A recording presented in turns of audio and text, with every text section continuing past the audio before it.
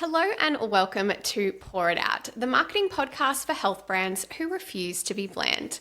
I'm your host, Rachel Hawkins, and today you are joining me for what is not only the very first episode of Pour It Out, but also the very first episode in my Building the Brand series, which is typically a series where I sit down with successful founders to uncover the stories behind the health brands we all know, follow, and admire. However, today we are doing something a little bit different because I have asked my good friend Olivia to interview me so that I can share my brand story and you can get to know me as the host of this podcast. So hello, Liv. Thanks for being here. Hey, Rach. Thanks for inviting me on your brand new podcast, Pour It Out. I'm so excited for today. Not gonna lie, feels a little weird handing the reins over on episode 1, but I obviously trust you a lot. I feel honored. We've had half a decade of friendship, so I feel like I really know the journey, and we're going to get into you. I feel like we don't get to see enough of you online, so learn a little bit more about Rachel, and then talk about your brand. You did say that. You said that to me the other day. You know, if I came across your Instagram page, I feel like I wouldn't know who you are as a person. And I was like so shocked by that. I feel like I offended you. I was like, it wasn't my intent. I just think you're really great and we should learn more about you and feel more connected to you in your online presence. No, you didn't offend me at all. But I agree with you. And I know we've had at length discussions about this over the past couple of weeks. And when we were talking about this interview, my brief to you was essentially, I want to be able to share my story in a way that it hasn't been shared before and speak about things that I've never really spoken about before, whether that be in relation to my life or business. So here we are. Okay, well, let's do it. How do you describe yourself outside of business? Who is Rachel Hawkins? Yeah, okay. Difficult question to answer because I feel like... Should it be difficult? It shouldn't be difficult, but so much of my identity I feel is tied in my business and work, which I know isn't a great thing, but you know, it is. I would be lying if I said it wasn't. But if we're speed dating, I would say I'm in my early 30s. I would say that I've grew up on the New South Wales Central Coast. I come from a family of 4, mum, dad. I've got a younger brother. And I've also been with my fiance, Michael, for 12 years. And we are doggo parents to our really beautiful, but also highly anxious and needy 8-year-old French Mastiff, Kaya. Shout out to all the dog lovers out there. But I am also like a Virgo girly. So anyone who is into astrology and star signs, like if you know what a Virgo is, like I'm very characteristically a Virgo. So that's probably all you really need to know about me. I'm independent. I would say I've got very high expectations of myself. Yeah. Very perfectionist tendencies, both a good and bad thing, I would say, in life and business. I think from a, less a negative angle, I would say like I almost have kind of like more that win at all cost mentality and, will work hard even when it's to my detriment. So that's, not a great thing. But yeah, I would say like overall, I'm really introverted. A lot of people think that I am this big extrovert because I have a personal brand, but actually like doing things like this, social events, like it really drains me. So I love being by myself. It's how I recharge. Yes, definitely. And I do feel like you have to know you to really understand that about you. And you have been in business longer than just Rachel Hawkins Co. So where does your business story start? My business story starts, where would it have been? Like mid 2018, maybe even earlier, to be honest. So for those who don't know, I actually studied and was qualified and working as a dietitian. So I graduated with a master's in dietetics from the University of Queensland in mid 2018 and went headfirst into running my own business because I sort of got to the end of my studies and I was like, you know what, I actually don't think I really enjoy like any of the work that I've been exposed to as a dietitian, but I've obviously studied for 5.5 years, so I'm going to give it a crack. I thought, probably having my own business is the only thing that I'd want to do. So I very naively dove headfirst into doing that. So I had a virtual clinic where I worked with clients online in a part-time capacity. And I was also afforded a lot of work opportunities as a result of having a growing brand presence on Instagram at the time. So I got to work with a lot of really cool brands in various different ways, whether that be through, social media campaigns, writing for them. That's where we met, Liv, when I was working as a dietitian. I think you reached out to me on Instagram to contribute to your magazine. Yes. Yeah. You did an article and recipes. I remember it well. That's right. Yeah. And we ended up living really close by, and sort of that blossomed into a friendship, and we even ran an event together. So like I would say from the outside, probably looked like I had it all together and that things were going really well. And like I would always get messages from people on Instagram being like, oh, you're killing it. Like you're doing such a good job, which is so nice. But behind the scenes, like, as you know, I was really struggling to find my feet as a business owner. And in the end, I just burnt myself out completely by focusing on all of the wrong things to grow.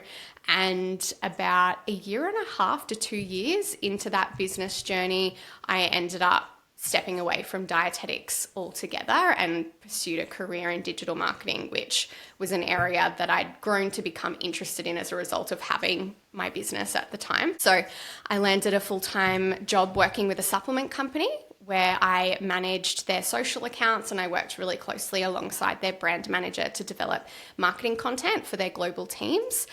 But it really wasn't until the pandemic hit that things really clicked for me. During that time, we saw a massive shift in the way that healthcare services were being delivered. And those that were once resistant to utilising the online space as a means to deliver their services and market their businesses, because having an online business back then, like, it was such a foreign concept. Like, it was very disruptive. But everyone sort of had no choice during the pandemic. They were all sort of put online, and they began to experience the benefits of being online. And in addition to that, I think a lot of allied health professionals in particular left that time desiring more freedom and flexibility in their work. So, we saw this massive increase in healthcare practitioners turning to social media and turning to the online space as a means to build their brand and start these new businesses. And I thought, you know what, if this is going to be the new normal moving forward, which I very much thought it would be, then these people are going to need someone to help them do this. And I'm like, hey, I can do that. So it was really, seeing an opportunity in the marketplace and jumping on it quickly. And also staying within your niche, which I feel like, have you always felt like you were going to stick with the health space, or have people challenged you to break out? I feel like even I've said, you're so good at what you do. Why stick with just health professionals? Yeah, everyone says that to me. Everyone except the people that I work with.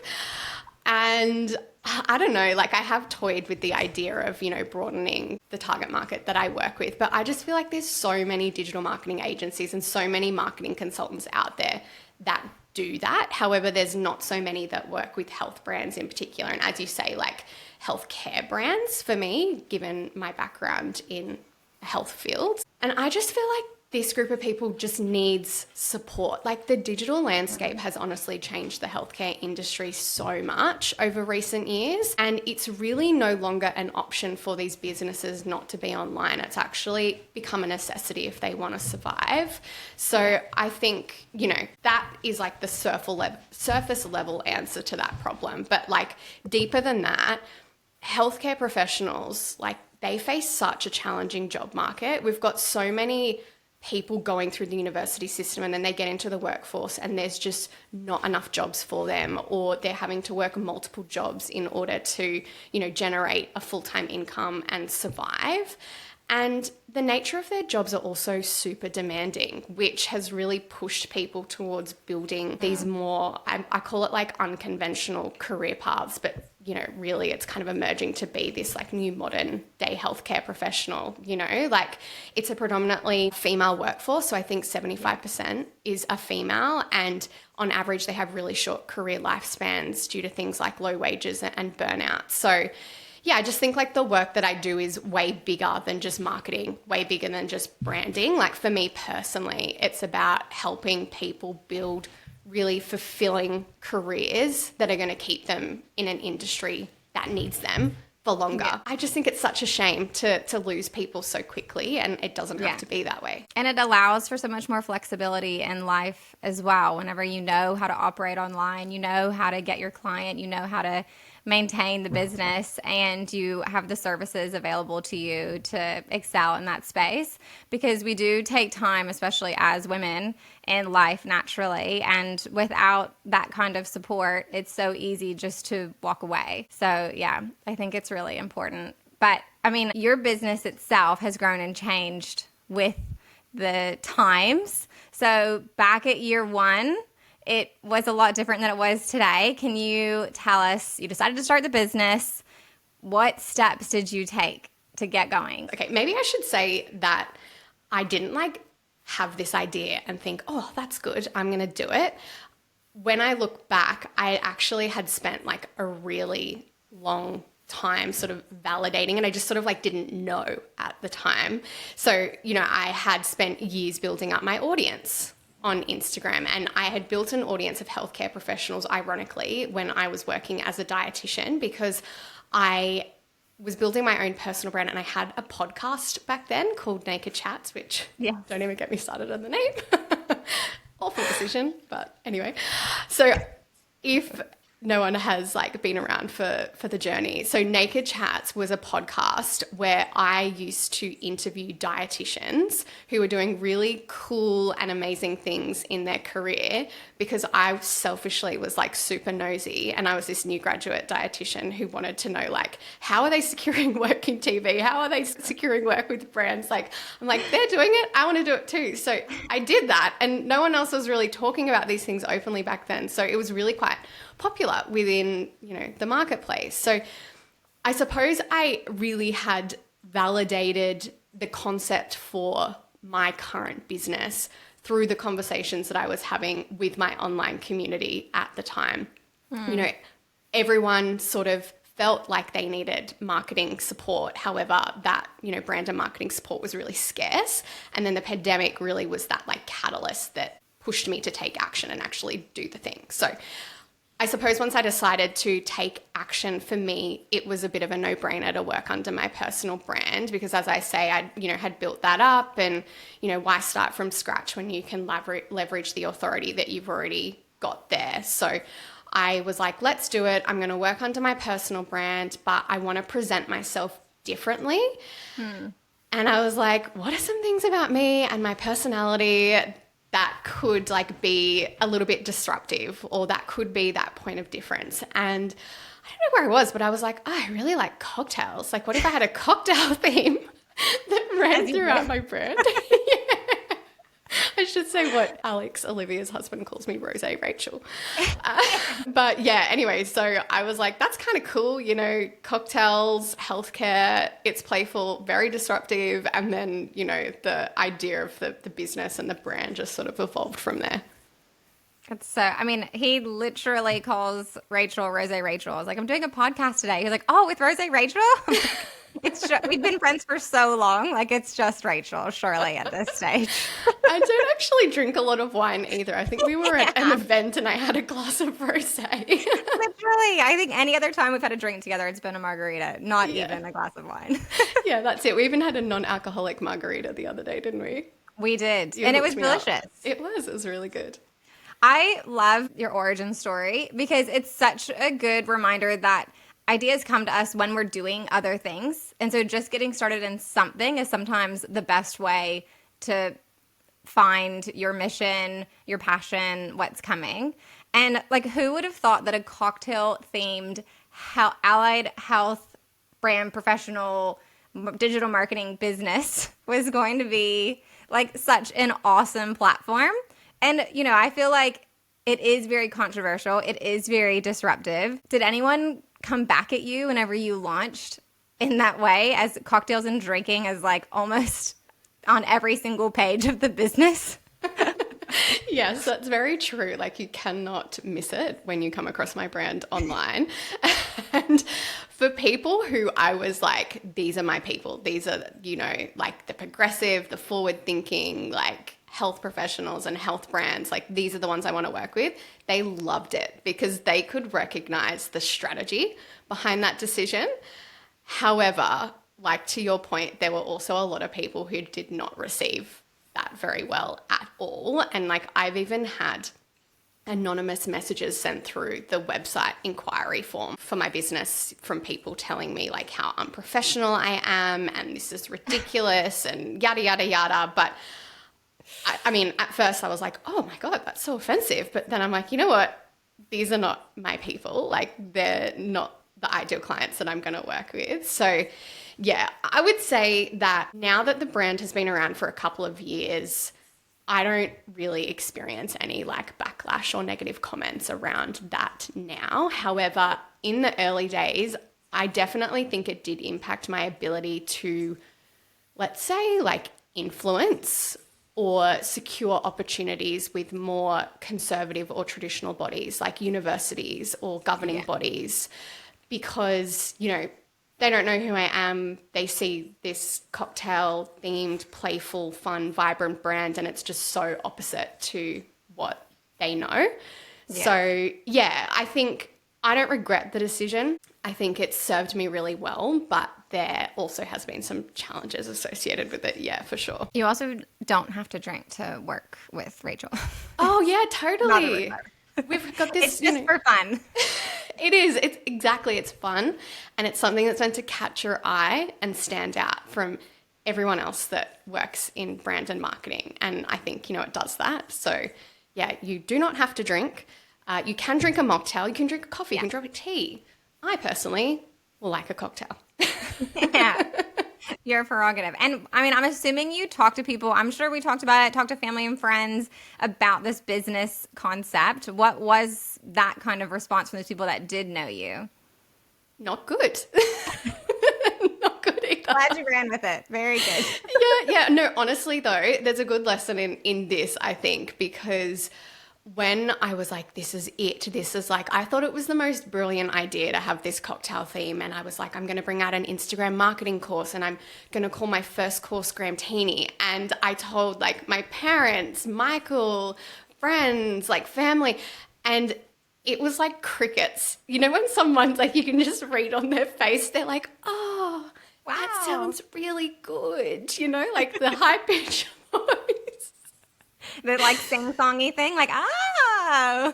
Yeah, exactly. Yeah, like that's literally every single person that I told and spoke to about, you know, the brand had that reaction. Maybe there was. Did I talk to you about it? I'm sure we did. I actually remember painting this house and us like on my first ever pair of AirPods talking about your business. Oh my God. There you go. You had launched by then, but I remember specifically going into like some of the things that were going on with the biz. Yeah, because I just remember like I had such a clear vision in my head of what I wanted the brand to be and what I was trying to build. And I was just getting frustrated when I was telling people because I'm like, you don't get it. Like, you don't see it. Like, this is brilliant. But like, I suppose for me, like, I am the person who knew my target market best. I was the person who knew the vision best. And I felt like I had like validated that it was going to work. And like Gramtini may have sounded ridiculous to everyone else at first, but now Gramtini is a really well-known and recognized course within, you know, the marketplace. So, yeah, you know, and people like love how fun and unique the brand is. They come to me and they're like, what are you going to name your next course? You know, like they're waiting for it, which is really cool. So I think like you also have to trust your gut when you are building something too. Yes, and you do have the most creative course and product names, which like no pressure for anything you have coming next. Exactly. Like this, I wonder if they'll like pour it out. Yeah, exactly. Which it is so fun, and it does keep things exciting, and it makes people ask questions. But one of the coolest things I think about what you're doing today is that you were once your target market. And I feel like from that sense, like you really understand how to communicate to that person. And for you, you would have loved this concept. It was like the support that I was looking for. Like this is the brand that I wanted as a new grad, like starting a business. Yeah. Well, okay. And you are a qualified dietitian, but I feel like that doesn't come into conversation much anymore. No, I really only say it when I do tell my brand story or, you know, I'm speaking, doing a speaking gig or something. And I know we have also had conversations even Alex as well has sort of provided advice on this, because you guys feel really strongly that that is like my unique point of difference. I definitely think it is, and it enables me to do really good work with the brands that I work with. But if I sort of put myself back into year one shoes, for me, when I was like looking at what support was available, marketing, business support, the only other people I could see were business coaches or other health professionals who had built successful practices, let's say, and were now doing like mentoring or coaching for, up and coming people within the industry. And when I looked at them all, I just felt they all looked the same. They all sounded the same. Like they were saying the same things in terms of their messaging. And I really did not want to be mistaken for what others labeled as like dietitian business coach or, just general business coach, because that isn't what I wanted to do through the brand. So the day that I decided to leave dietetics, I also decided that I never want to refer to myself as a dietitian again. And that's why I always use the language like brand strategist or brand builder or digital marketing strategist. Like I've never called myself a coach, and I'll never call myself a coach because that's not what I do. Yeah. And also like that's a part of the getting to know you to understand where you got to where you are today, but then also like how that does qualify you in this space, because you do understand those pain points that allied health professionals have, especially in the digital landscape, for sure. And I remember so well that launch year and how, well, I mean, I'll let you tell the story, but like you hustled so hard for like 3 months. You worked your freaking tail off, and then like things just boom. So tell us about your first year of business, please. Fully. So it was the November 2020 where I was like, this is what I'm doing. And then I had developed the brand, launched the brand, had the concept for Gramtini, like was making it in the March of the following year. So it came together super, super quickly. Wow. And that first year was like incredible. I still look back on that time as being one of the greatest highlights in my business journey, because I just remember everything feeling so easy. It was like I took everything that I had learnt from the first business and used those learnings to fast track the growth of the second business. And as we sort of spoken about, like soon after I launched the business, I then created and launched Gramtini, which is an Instagram marketing course for anyone who's not familiar. And in that course, it not only teaches you how to build your brand on Instagram, but also monetize that platform through, the sale of your own services and products, but also brand partnerships and affiliate sponsorships as well. And I live launched that course with this free Instagram training. And within 7 days, I had, I want to say it was 93 or 94 people join the course. Like it was insane. What was your goal? Do you remember? 20. Yeah. The goal was 20, and I hit that 20 by the end of that free training that I ran. Like I exited the training, the 60-minute training, looked at my emails, and I had 20 sales already, So which good. was wild. I think I sold it for all of, $400 back then, which, now the course sells for double that, but there's been many iterations and it's evolved a lot from there. But yeah, that was just insane for me. And to put it into perspective, that money was like half of my annual salary made in 1 week. And it was the first time where I felt, okay, this isn't a hobby. Like this could be like a legitimate business. This is the real thing here. Like I've hit that sweet spot. So of course I just repeated what had worked. I relaunched Gramtini, I believe twice that same year. And by the end of the year, I was honestly on such a high. I was getting so much positive feedback on the course. My clients were achieving amazing results. And financially, like I had made more money in that year than I've ever made like before from, a job that I had worked. So it was such an exciting time. And yeah, to have the reward after putting in so much work and like hustling my butt off was like the best. And did that continue? Not really. in the same way? What happened next? Okay, so a lot happened after that. So that's year one. After the success of Gramtini, I of course started to receive inquiries from people wanting help with other areas of their marketing, things like a website, things like email marketing. They wanted one-on-one services. And I essentially had nothing to offer them because I hadn't stopped to think about what I wanted the business to look like beyond Graham Teeny. I was just so caught up in the success of Graham Teeny, and I, was in this like little bubble, I suppose, la la land. So what I ended up doing is I was like taking people's details down and putting them on wait lists for services and courses that literally did not exist, or I was referring them on to my competitors. And I suppose like the business journey for me, like it really began in year 2 because I came off the cloud and back to reality. And when I reflect on the success of year 1, yes, all of the lessons that I learned from the first business enabled me to fast track my growth. But also I think that I created the right product in Graham Teeny for the right people at the right time. But as soon as the world started to open up again and, people went back to work or, like online, people didn't have time for online education as well.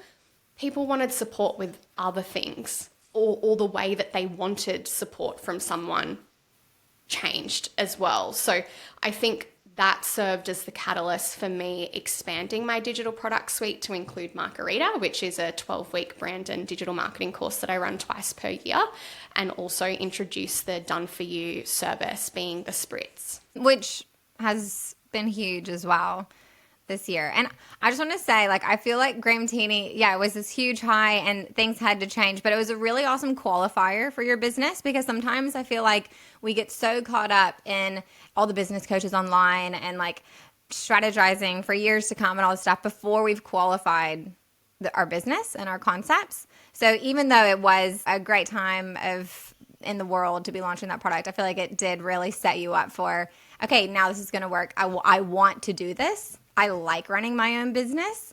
Now, what is it going to look like broader than Graham Teeny? So lots has happened, and this year has been another huge year in the world of Rachel Hawkins. Can you tell us a bit about 2024? This year has been massive.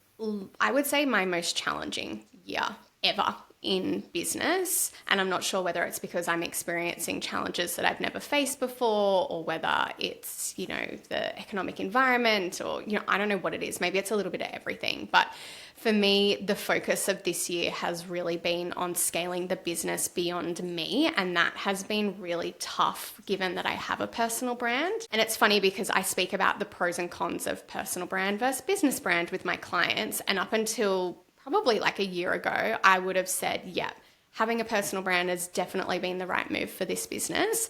But now I'm like, would it have been better if I, didn't work under my own name? I'm not sure. But I suppose the reason that I say this is because we're in a place now where, when someone engages my business, everyone sort of wants a little bit of me. So like when someone makes an inquiry, they want to jump on a call with me. Or if they are joining one of my courses, they want to be taught by me.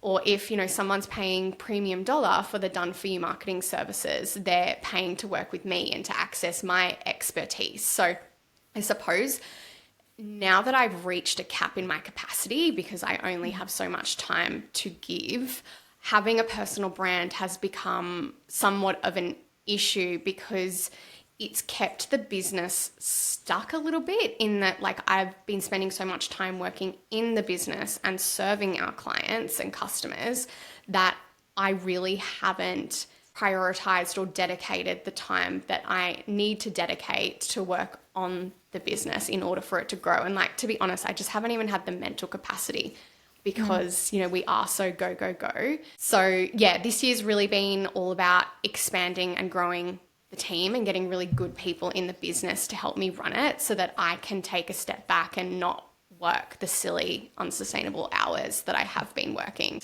She does.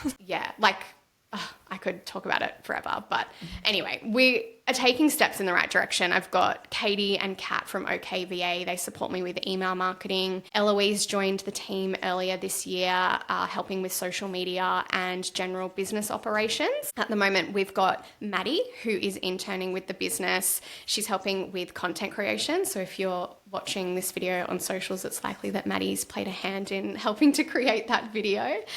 And, you know, I've also got a really, really amazing network of subcontractors that support me with delivering our done for you services. So I've got graphic designers, website designers, copywriters. They're all incredible and we work so beautifully together. So yeah, like we're definitely moving in the right direction. We've also still got a long way to go. I would like us to be operating more as like a well-oiled machine, but I think, you know, slow steps, and it's been a little bit of trial and error this year, I would say. Yes. Yeah. I mean, scaling the business is always going to be a huge undertaking and a lot of work, but there have been some other challenges. I feel like we have sent, I can't even imagine how many hours of voice notes back and forth to each other this year. Are you comfortable sharing some of these challenges that this year has brought your business journey? For sure, yeah. I think the one that you will know straight away is finances.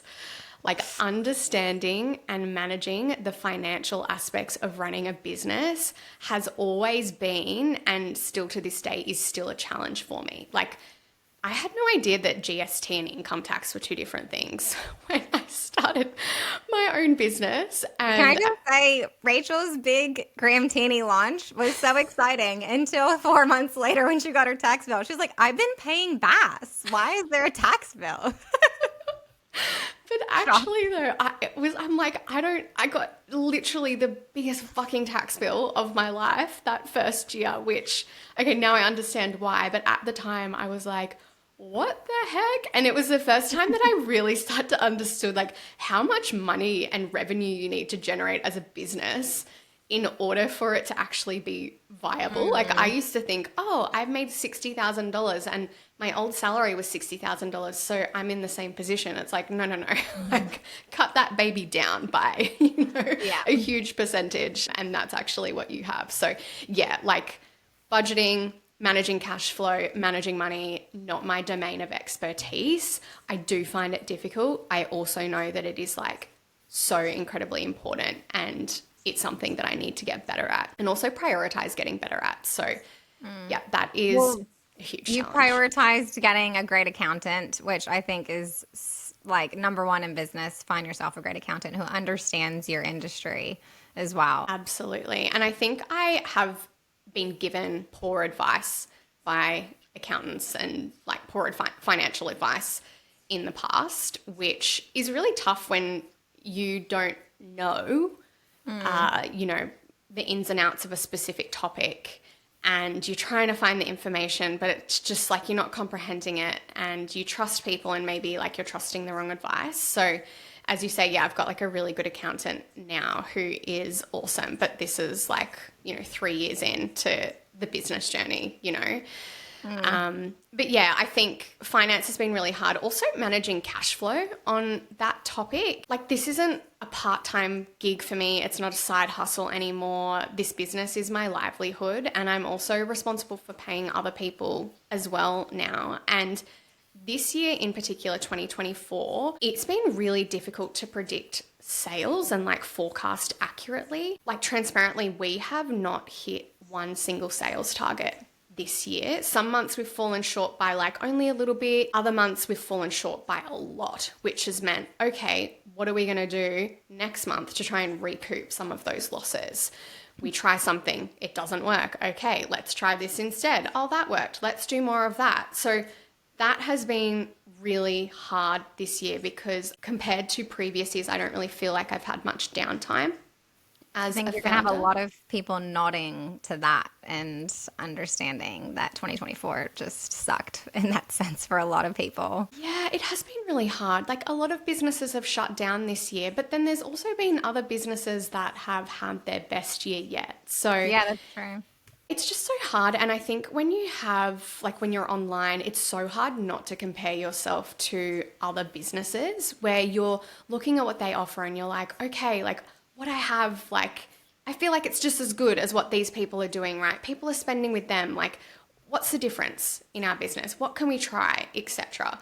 So yeah, that's been tough. And I think this year was the first year where I, for the first time ever, have had thoughts of I'm actually not enjoying my business. And when this happened, it was when I was in Japan with Michael in August, and we were on the bus driving to Mount Fuji, and I was like responding to emails, I was providing content approvals, we had an upcoming launch when I got back, and I was just thinking in my head like, this sucks. And then I felt bad because I wasn't present, and like we'd paid all this money to go on this amazing trip, and I wanted to have that experience together, and here I was sort of like having work in the back of my mind the whole time. And yeah, I was like, that freedom, that flexibility that I started my business for, where is that? Because I'm not experiencing any of that right now. I'm in this amazing country. I feel like I'm not enjoying it like I should be. And I suppose it's been a hard pill to swallow that the business still isn't set up to run without me. Like, I still don't feel that I can step away and things can continue to move forward. We're in a way better position than we were at the beginning of the year, but still so much relies on me. So yeah, that has been really, really hard to deal with. I just value your transparency so much. This is a conversation that I've had with so many business owners recently, is just we don't have enough opportunity for people to share the realities, because all we see is Instagram, and we very rarely get to hear about what's going on behind the scenes, because the business isn't shutting down. You're actually, pivoting in some ways. You're opening more doors, you're leaning into what's working, and you're taking all of these things that have been really challenging and saying, okay, well, that's actually not working because that was 3 years ago and today's 2025. So like, let's go this year. And I feel like all of these things, especially your Japan trip, was impacted by one other very specific, very intense challenge this year, if you're allowed to share about it at this stage. For sure, yeah. So there has been something else that's been playing out behind the scenes for the good part of this year, which I have not been able to talk about, which is why I haven't been speaking about it. But to share a little bit now, I have been dealing with a trademarking dispute with a very large organization this year, and that has been incredibly stressful and costly. We've literally only just settled on the matter, so I don't really want to talk too much more about it now, just because I want to be clear on what I can and can't say.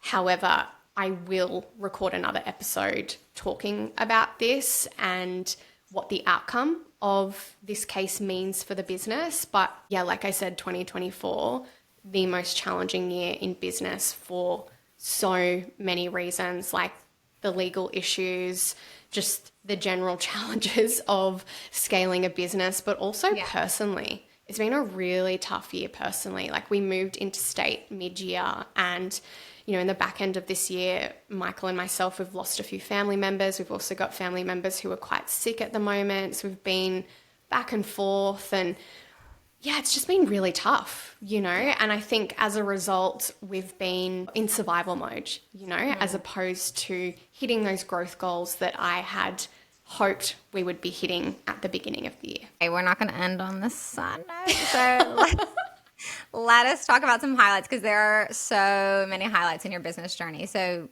give us a couple of them so we can end on a high. All right. Okay. Positive. Okay. Year one, I've already spoken about that. That was freaking epic. Building a team, also a massive, massive highlight. It's funny, when I started my business, I had no intention of having a team. My goal was like, I want to be this solopreneur. I want to have a digital product-based business. It's going to be amazing. However, I quickly realized that if the business was going to have the impact that I wanted it to have, that I'd need help to do that. And also, working alone is kind of boring. So I love the fact that I now have people to bounce ideas around with and to support myself and, the business in different areas. And they're also people that really believe in the vision and what we're building here. And, they really are, bought in and committed to it, which I'm just so grateful for. And yeah, I just think they're all amazing. And I think the community of people that has been built around this brand and the people that I've met and learnt from and worked with, by far, they're also a massive highlight in the journey for me. And, so many of my close friends now are people that I have worked with previously or been connected to through work, like you Liv, also my other really good friend, Millie. Yeah, I just feel like the journey would be so lonely without all of you. So yeah, I think that is another massive highlight. Same. I mean, also your testimonials are just amazing. You need to share more of them because everyone deserves to see the work you're doing and how people are impacted by it because it is just awesome. I appreciate that. I do need to share about that more. I need to get better at it, ironically. Yeah. This is why we voice message, so I can tell Rachel things, True. and then she can help me with my business as well. Yeah, that's right. All right, what's next? The business is absolutely evolving. I want to hear all about it. Yes. Okay, so we have spent the past 2 years doing the same thing. So now heading into 2025, we are mixing things up. And the way in which we provide brand and digital marketing support to you will be changing. I think you sort of touched on it before where you were saying like things have changed, the world has changed. It absolutely has. I think the needs of our community and our marketplace have definitely evolved. And I actually don't think that we've done a really good job of keeping up with that. I feel a lot of people are quite fatigued with the online course model. They are busy. They don't necessarily have 4, 8, 12 weeks to commit to learning the skill of marketing and then also implement those learnings into a marketing strategy in their business. I'm sort of finding that people are just wanting to be told what to do and then do the thing so that they can achieve the results faster, which is so fair. And relate. Yeah. Yeah, totally. Even for myself, I can relate. And that's definitely been something we've seen through the growing popularity of the done-for-you services via the spritz. So what we'll be doing in 2025 is we've actually decided to expand the spritz from being this one all-inclusive service, which is quite a high entry point from a price perspective, into 5 smaller services that our audience can pick and choose from to make working with us far more accessible. So you can literally look at these on the website right now and make an inquiry. So we now offer brand development, messaging, website builds, email marketing and Instagram marketing services, which is really exciting. And while everyone else is, I suppose, wrapping up for the end of the year, we're actually not doing that. We are hitting go and we're executing a lot of really cool changes in the business because the timing is just so right at the moment. Like we really wanted our community and our audience to be able to invest in their business and make the decision to work with us at the beginning of the year when I know so many people are in that sort of funny period between Christmas and New Year and they actually have time to think about their business and their goals and what they want to achieve. So yeah, watch this space because there are some more changes rolling out very soon. So good. I know I personally am like always prepared that there will be no work until February. So January is always a really good year for me to plan my year, which sounds a bit late, but so I absolutely love this concept. I think it's really, really clever. So we've been on a podcast for an hour and we haven't actually talked about the fact that you started a new podcast. Can you tell us a bit about it, please? Yes, pour it out. Well, hello, you're here, you're listening to it. Pour it out. Oh my gosh, it's been on the radar for such a long time. As you know, I originally had the branding for this podcast done 2 years ago, like literally 2 years ago when I stopped Naked Chats. The plan was stop Naked Chats. I think it was around like this time of year.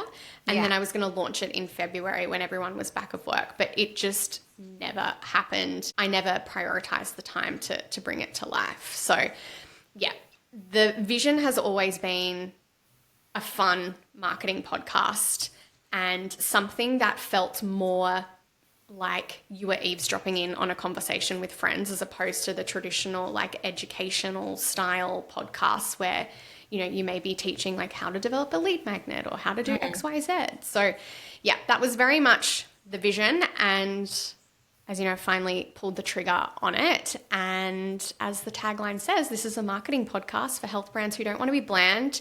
They want to be different. They want to stand out. They want to have that in-demand health brand. And the goal for me is to really be able to make marketing something that feels fun and easy through the podcast as well, regardless of, you know, whether you're launching a startup or running an established business. Like you are going to be able to walk away inspired by ideas, insights with those tips to help you grow your business through brand and online marketing. And, you know, I'm going to be talking to some really cool people on the show as well to help me do that. And because I love getting my finger in lots of pies, are we able to get involved? Can we put questions forward? How can we know more and stay tuned with Pour It Out? Yes, so we have a Facebook community group for all of our listeners. So if you want to connect with other health brands, you want access to exclusive content, if you want to ask questions and have us answer them on the show, maybe you want feedback on, something that you've got implemented in your business, we can talk about all of that. So if you want some free brand and marketing support, join the Facebook group. It's linked in the show notes and we can talk more there. Thank you so much for having me today. I took it upon myself to create a little lightning round of a few questions that I feel like will be fun to get to know you better. I feel like I don't even know all these answers, so it'll be fun for me too. Okay. But I just want to wrap this up as a recipient of someone who knows you really well, and something that reflectively came to me through this conversation is you sharing about the challenges that you've had in business and then personally as well, and then what's coming. Sometimes we just have to sit back and think, was I actually prepared to implement a whole new business this year? Or was life going to happen to me this year to set me up for what I can do next year? And I feel like that was so much now at the end of a difficult year of what I feel like I see in you and your business and what you're talking about, what you're excited about for next year. Yeah, I appreciate you saying that. And I think I've said to you as well, I really hope this story has a good ending, because I definitely feel like it's been happening around me and I've just been okay, adapt, overcome. What do we need to change? But yeah, it is also sometimes very easy to forget how far you've come. And I've obviously spoken about a lot of the challenges. There's also been lots of, wins along the way too. But yeah, certainly when I look at the year as a whole, it's been a big one. Been a big one. I'm excited for 2025 for Rachel. All right, lightning round. Okay, favorite drink. Do we need to ask? Spicy margarita. We know it's a chili marg, people. We know it's a chili marg. Okay. Okay, this is maybe a little bit complicated, but do you have any brand inspo? Your favorite brand inspo? I have so many. So maybe I'll talk about the brands that inspired my brand. Perfect. It was Go-To, Zoe Foster Blake's Go-To. She's just brilliant, everything she touches. But there's also another brand which actually shut down this year, I believe, called Gritty Pretty. It's a beauty brand founded by Eleanor Pendleton. I've just always loved that brand. It's been so disruptive in the industry, and yeah, I just think it's incredible. So they were my two biggest inspos. Favorite celebrity? In what way? Give me anything. What is a celebrity anymore? Is it someone on TV or is it an influencer? It's totally up to you. Well, okay. Well, I would probably say celebrity for me. Of course, I would pick people who have successful businesses, right? At the moment, I'm just literally consuming so much content by Raquel and Adam Boris from Who is Elijah. Their brand story, I'm just so bought into. I would consider them to be celeb. I would love to meet them, and pick their brains. I love that. Okay, and you are a travel bug. I feel like we didn't talk about it much. You did say you went to Japan. But do you have a favorite place that you visited? I always remember loving Mexico when I went, but that was over 10 years ago. I think somewhere beachy, Greece, Croatia. Yeah, gorgeous. Italy. I'm ready. Anywhere, really. I am so ready. I absolutely know the answer to this one, but if Rachel has not responded to a phone call or a text message, are you a text or a voice message gal? How do we get in touch with you? Voice message. Don't text me. You will never get a response. I know my friends absolutely hate me for it. I have hundreds of unread messages on my phone, but seriously, if you need me, give me a call or send me a voice message. Instagram as well, DMs? Yeah. Although sometimes they get busy, so I'm a little bit slower. So if I'm getting voice messages to my phone, you're going to get a response that day. Love it. Night in or night out, girly? Definitely a night in. Any day of the week. Little hermit crab over here. Okay, we do go out for a spicy marg sometimes, so. True. Yes, we do. Thank you so much, Rachel. I really appreciate you having me today. Oh, thank you. Look at you wrapping up the podcast for me. I'm just so excited. I feel like I even got, I feel like I was really prepared because I've known you through this whole business journey and I got so much out of this episode. So I'm pumped for it to go live. Well, thank you. And thank you for coming on and interviewing me. One episode down, Many more to go. For anyone who is listening and works with clients who have celiac disease or follow a gluten-free diet, check out Olivia's business, Yum Gluten Free. We'll link her in the show notes. But yeah, Liv's business is such an amazing resource for all things gluten-free. I am a celiac, another fun fact about me, and you still teach me things about gluten-free living every day. So there you go. I'm here to support. You are. Now, we will be continuing to publish new episodes over the holiday period. So keep an eye out on your podcast feed for us. We'll be keeping you company. Plus, we're also running a really epic giveaway competition at the moment. Have I told you about this? No. No. Okay, so all you have to do is rate and review Pour It Out on Apple Podcasts or Spotify by the 31st of January, and you will go in the draw to win my entire digital product suite, which is valued at over $4,500. So you'll get access to Gramtini, Margarita, and ChatGNT. Yeah, I've never done this before, so Huge. I think it's a pretty good prize. So if you would like to enter that, take a screenshot of your review and send it to us in the form that's linked in the show notes. I'll pop the full terms and conditions there as well. But that is us. Thank you so much. Episode 1 of Pour It Out. Amazing. Thanks, Rach. Thank you. Bye. Bye.